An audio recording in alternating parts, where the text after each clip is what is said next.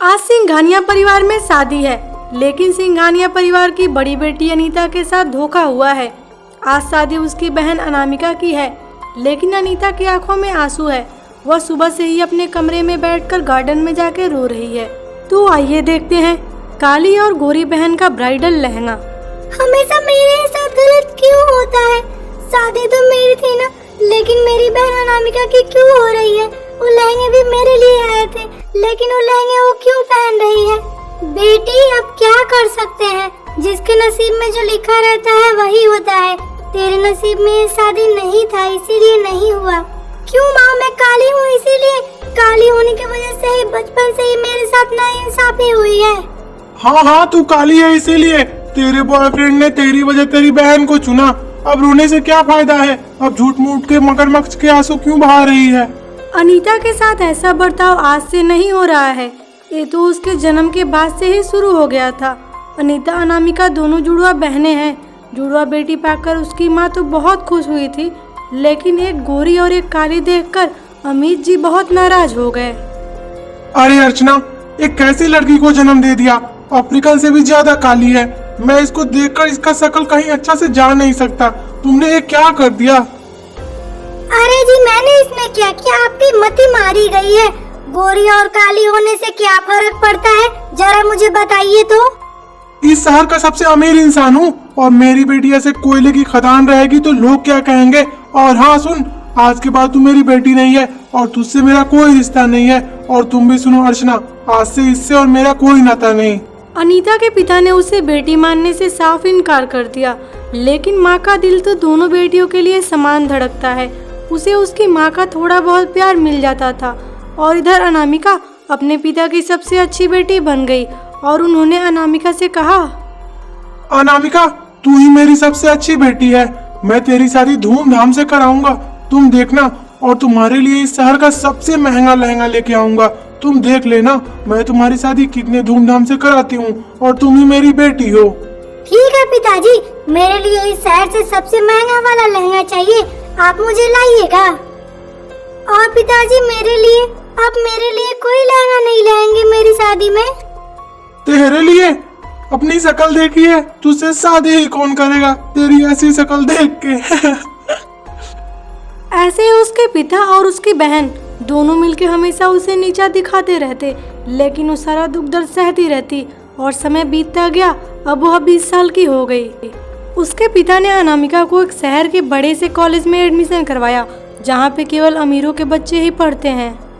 दूसरी तरफ अनीता का एडमिशन कहीं भी नहीं हुआ। वह घर में ही रहती और घर के सारे कामकाज करती। इसके बजाय वो कभी कभी बाहर चली जाती घूमने, वो भी अपनी माँ के साथ, क्योंकि पिता का प्यार तो उसको बचपन से ही नहीं मिला।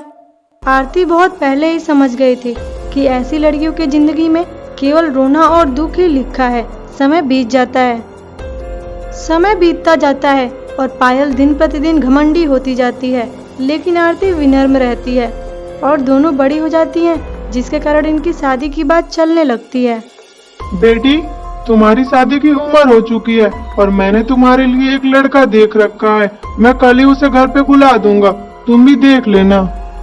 आरती पायल से बड़ी थी, लेकिन उसको कोई प्यार नहीं मिला और तो उसकी शादी भी ये लोग नहीं करने वाले थे। शादी होने वाली थी तो सिर्फ पायल की, क्योंकि वह बहुत ज्यादा खूबसूरत और गोरी थी और ये भी सौतेली और काली थी, जिसके वजह से इसका शादी ये लोग नहीं करना चाहते थे और ये लोग 1 रुपया भी खर्च नहीं करना चाहते थे। अगले दिन ये लोग पायल को तैयार कराकर हॉल में ले जाते हैं बैठाने के लिए, क्योंकि लड़के वाले आने वाले होते हैं। और फाइनली लड़के वाले आ ही जाते हैं। बहन जी, ये है मेरा बेटा आलोक और मैं इसके साथ आ गई। और हमारा एक नौकर भी है जो हमारे साथ आया है। आप बोले तो मैं उसको अंदर बुला लूं? बुरा मत मानिएगा बहन जी, ये हमारे साथ ही रहता है, इसीलिए मैं इसको अंदर लेते आई। तब तक पायल भी वहाँ पे आ जाती है और लड़के वाले भी आए रहते हैं। पायल उन लोग को देख के शर्मा जाती है और अपनी माँ के पीछे जाके छिप जाती है। और आरती वहाँ खाना लेके आ जाती है। आंटी जी, आप खाना खा लीजिए, नहीं तो खाना ठंडा हो जाएगा। आप बाद में बात कीजिएगा। और खाना खा के बताइए कैसा खाना था। वाकई खाना बहुत बढ़िया था। और ये खाना कौन बनाया है? क्या लगती है आप लोगों की? आप लोग बताइए, क्योंकि खाना वाकई बहुत अच्छा था। और हरिहर जी, इस लड़के से आपका क्या रिश्ता है? अरे वो मेरे घर की नौकरानी है जो खाना बना के लाई है। पायल मेरी बिटिया है और ये नौकरानी है, घर में काम वाम करती है, साफ सफाई कर लेती है, इसीलिए हम लोग इसको रखे हैं घर में। अरे ठीक है, कोई बात नहीं, नौकरानी है तो क्या हो जाएगा। लेकिन आपकी बेटी पायल को कुछ आता जाता है कि नहीं? अगर वो खाना नहीं बनाई है तो ठीक है, क्योंकि खाना तो नौकरानी बनाई है, तो ये शादी हम लोग नहीं कर पाएंगे। आगे का आप लोग सोच लीजिए। अरे बहन जी, शादी मत तोड़िए, आपका बेटा मेरी बेटी को पसंद भी करता है, क्यों ना हम आपके घर के नौकर से इसका शादी कर दें, क्योंकि ये भी तो हमारे घर की नौकरानी ही है।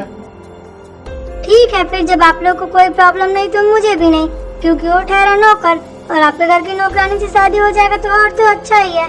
दोनों का इस दुनिया में कोई नहीं है। लेकिन किसी ने आरती और रघु की मन की बात जानने की कोशिश नहीं की कि आखिर आरती क्या चाहती है, और किसी को ये भी नहीं पता था कि आरती हरिहर की ही बेटी है। इधर उसकी दूसरी बेटी पायल अपनी खुशी से शादी कर रही थी। दोनों लोग बहुत खुशी से रहते थे। समय बीतता गया। एक दिन उसका पिता उसे मॉल में ले जाता है, क्योंकि उसको लहंगा खरीदना था। बेटा, ये लो पूरे 30 लाख के लहंगे हैं, लो पहन लो, जाकर ट्राई कर लो इसको, और ये लहंगे तुम्हें बहुत पसंद आएंगे, क्योंकि हमने पर्सनली तुम्हारे लिए खरीदा है। और सुन, तुझे तो लहंगों की जरूरत नहीं पड़ेगी, क्योंकि तू ऐसे ही काली है, पहने या ना पहने किसको क्या पता चलता है कि तू है भी कि नहीं। सारे लोग मिलकर आरती का मजाक बनाते हैं, लेकिन आरती कुछ नहीं बोलती और वहाँ से चली जाती है। बहुत रात हो जाता है। आरती अकेले जंगल की तरफ चली जाती है और बहुत रोने लगती है। जब वह रोती है तो देखती है कोई उसके पास आया है। बेटी, रो मत, मैं तुम्हारी माँ हूँ और मुझे उन लोगों ने ही मारा था। तुम्हारे पिता ने मुझे मारा था ताकि वो दूसरी शादी कर सके, और मैं तुम्हें लहंगे दे रही हूँ, जाओ और तुम पहन लेना, और मैं ऐसा शक्ति दूंगी कि तुम हमेशा के लिए गोरी हो जाओगी। वो अपनी जादुई शक्तियों को अपनी बेटी को दे देती है और उसकी बेटी बहुत गोरी हो जाती है। वो अपनी माँ का आशीर्वाद लेती है और मंडप में पहुँच जाती है। उसे देखकर वहाँ पे सारे लोग हैरान हो जाते हैं कि आखिर ये इतना बदल कैसे गई। अरे काली गलूटी, तू इतनी गोरी कैसे हो गई? और इतने अच्छे लहंगे तुझे कहाँ से मिले? चोरी की है ना तू? अरे हाँ माँ, पूछती क्या है, इसने चोरी ही की होगी। कितनी चोर है रे तू, कहाँ से लहंगे चुराए हैं, बता जल्दी। पायल, तू आज भी वैसे ही है। और पापा, आपने माँ को मारा था ताकि आप इस औरत से दूसरी शादी कर सको। उस दिन आपने मुझे नौकरानी बोला, लेकिन मैंने कुछ नहीं बोला, क्योंकि मुझे आपकी इज्जत की परवाह थी। लेकिन मुझे नहीं पता था आप इतना गलत सोचेंगे। इतना कहने के बाद वो रघु का हाथ पकड़ती है और उसके साथ चली जाती है और अपनी जादुई शक्तियों से रघु को भी गोरा कर देती है। यहाँ ये दोनों बहुत पछताते हैं। और फिर जैसे ही हरिहर की समधन आती है, वो बोलती है, हरिहर, तुम इतने बड़े धोखेबाज निकलोगे, मुझे तो पता ही नहीं था। जब तुम इतने बड़े धोखेबाज हो तो तुम्हारी बिटिया पायल कितनी बड़ी धोखेबाज होगी। और इतनी अच्छी बिटिया को तुम लोग नौकरानी बता रहे थे। जाओ, मैं ये रिश्ता अभी तोड़ती हूँ। तुम लोग किसी का नहीं हो सकते, क्योंकि जो अपनों का नहीं हो सकते वो किसी का नहीं हो सकते। और मैं ये रिश्ता तोड़ के जा रही हूँ। वो रिश्ता तोड़ देती है और चली जाती है। पायल अपने मन में पछतावा लेकर मंडप में खड़ी रहती है और वो 30 लाख का लहंगा तो पहनी रहती है, लेकिन वो अपनी आगे की जिंदगी की खुशियाँ नहीं देख पाती, क्योंकि उसको घमंड जो था अपने माँ बाप के प्यार का। इधर दूसरी तरफ आरती अपने छोटे से घर में अपने पति के साथ बहुत खुश रहती है और अपने जीवन अच्छी तरह से बिताने लगती है।